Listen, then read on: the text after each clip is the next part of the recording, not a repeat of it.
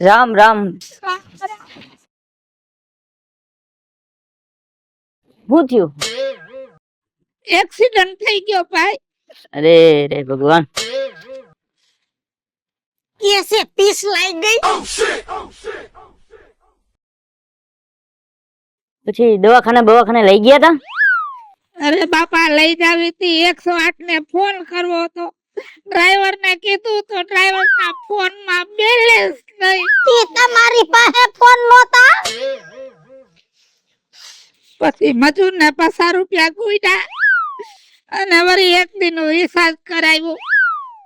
108 વાળો આવ્યો ત્યાં તો મોગીના શરીર માંથી લોહી ના ખાબોચિયા. ભાઈ રે પાણી નો માંગ્યું.